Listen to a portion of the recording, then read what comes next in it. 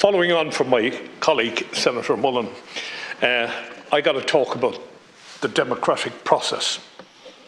I think for something as serious as a constitutional amendment to come into this House, to give a couple of hours to two major changes to the Constitution, is repugnant to the very House itself and everything we stand for.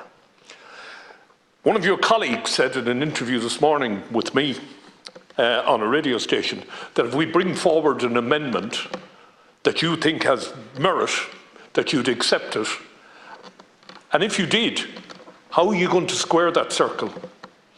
You've got to have this finished, done and dusted by tomorrow afternoon in order to meet the 8th of March deadline. My colleague, Senator McDougall, said this is a gimmick. And it is a gimmick. It has all the hallmarks of a gimmick. You want to bring forward this referendum on International Women's Day.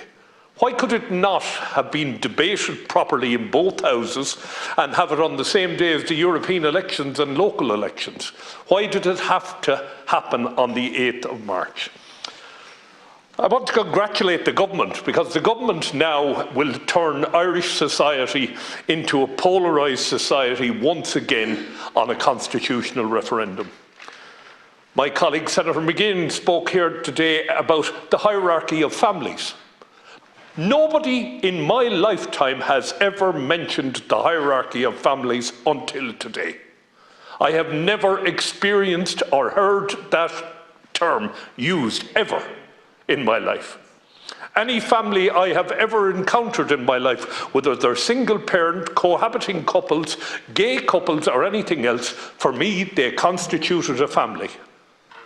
And I now find myself that we're in a situation here where we're entering into a constitutional amendment, and the first thing out of the blocks was one of your NGOs, the National Women's Council, saying publicly in the Irish Times that this, if a no vote is carried, it gives the state the oppressive role of keeping women from careers or employment.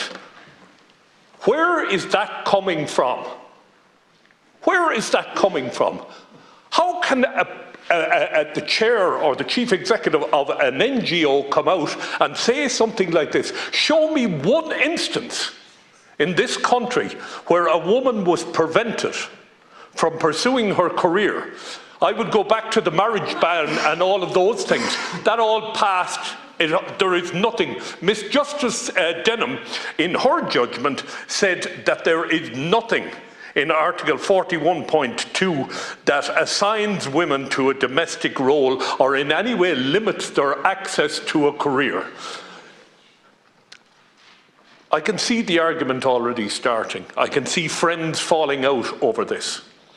Why in God's name do you have to do this? What you are doing in this referendum is you're making the state indifferent to whether parents are married or not. That's really what you're doing. Whether you like it or not, Minister, you're presiding over the rushing of hugely important legislation through the Houses of Parliament with absolutely no regard to the function of the Houses of Parliament. Absolutely no regard. And it's not like you. So I'd love to know where this is coming from. I am deeply concerned that we are asking, first and foremost, we called the Citizens' Assembly and we had an Equality Committee, and neither of them were listened to. The wording was drafted by God knows who. For what purpose, I don't know. But it bears no relationship to the two committees, the Citizens' Assembly or the Committee of the House. So what's going on? Why would you not stall this and allow a proper debate? My colleague, Senator Siri Carney, referred to the elasticity of the definition of a family. I actually agree with her. I agree that we should be as elastic as possible to encompass all sorts of families. I also agree with my colleague, Senator McGinn. I don't believe there should be a hierarchy of families. A family is what it says on the tin. Simple as that. The durability issue, we do need a definition. You can hear already senators in this House confused, trying to figure out what is meant by that.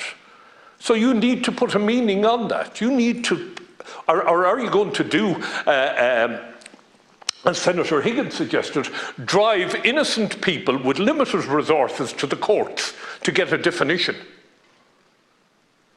This is a change to the Constitution. It is unlikely that that change will have to come again for many decades, so it must be right first time.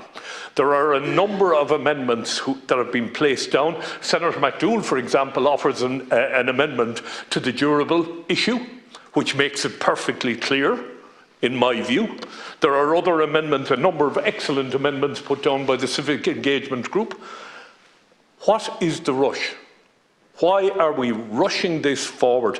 I will tell you today, I make a prediction today, referendums frequently turn out not to be about the question, but about the government that's asking the question. And I can tell you already, the level of opposition to what we're trying to do in this constitutional amendment is growing. And what's going to happen is we're going to waste 20 million euros on a referendum that I don't know of anybody asking for.